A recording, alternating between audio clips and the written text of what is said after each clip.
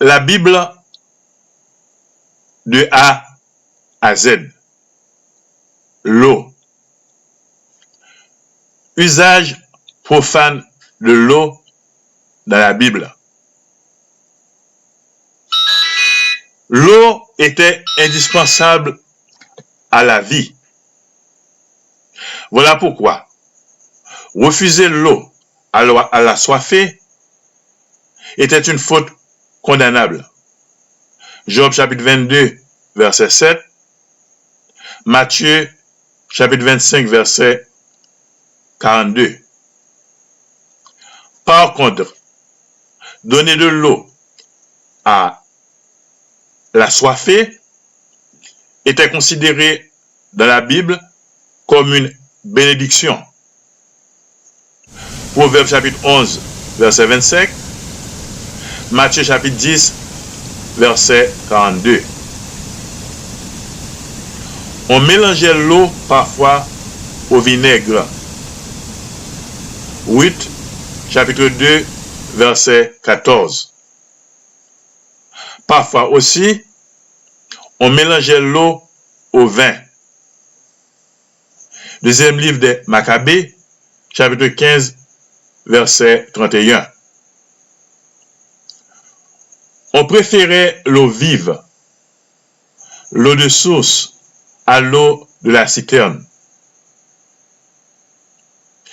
Puiser l'eau pour le ménage était la tâche des femmes et des jeunes filles. Genèse chapitre 24, versets 11 et 15. Premier livre de Samuel, chapitre 9, verset 11. Jean chapitre 4, verset 7.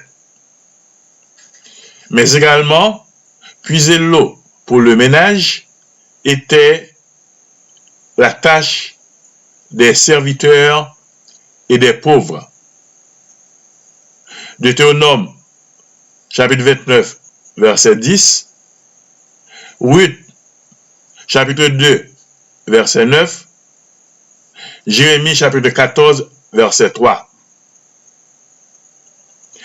Josué chargea les Gabaonites de cette corvée spécialement pour approvisionner le sanctuaire en eau. Josué chapitre 9, verset 21, verset 23, verset 27. L'eau était aussi indispensable pour certains corps de métier, comme les foulons. Josué chapitre 15, verset 7. L'eau était aussi indispensable pour ceux qui exerçaient le métier de tanneur. Isaïe chapitre 7, verset 3.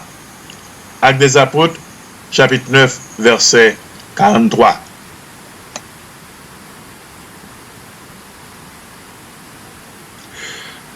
La Bible de A à Z. L'eau. Usage religieux de l'eau dans la Bible. On rencontre pour la première fois dans l'histoire de Jacob la mention de l'ablution rituelle. Genèse chapitre 35, verset 2. Les Israélites devaient pratiquer l'ablution rituelle avant la venue de Yahvé sur le mont Sinaï. Exode chapitre 19, verset 10. Aaron et ses fils se lavent pour leur ordination. Exode chapitre 29, verset 4. Lévitique chapitre 8, verset 6. La loi prescrit l'ablution du corps ou de parties du corps aux prêtres qui accomplissent le service du temple. Exode chapitre 30, verset 17 à 21, chapitre 40, verset 31 et suivant, livre des Nombres, chapitre 19, verset 7.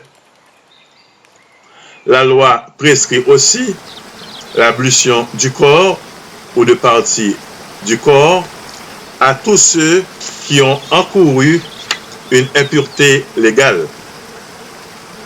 Lévitique chapitre 14. On devait laver également les vêtements et les objets devenus impurs. Lévitique chapitre 11 à 15. On pouvait parfois se contenter d'une lustration avec l'eau de purification qu'on préparait suivant un rite déterminé. Livre des Nombres, chapitre 19. On lavait également certaines parties de la victime.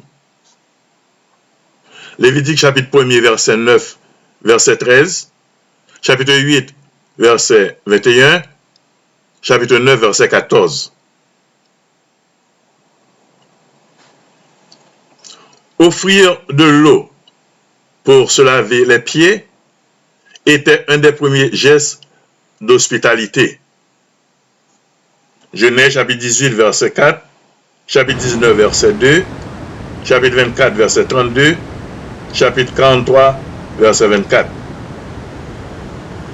Cette tâche était accomplie par des serviteurs subalternes.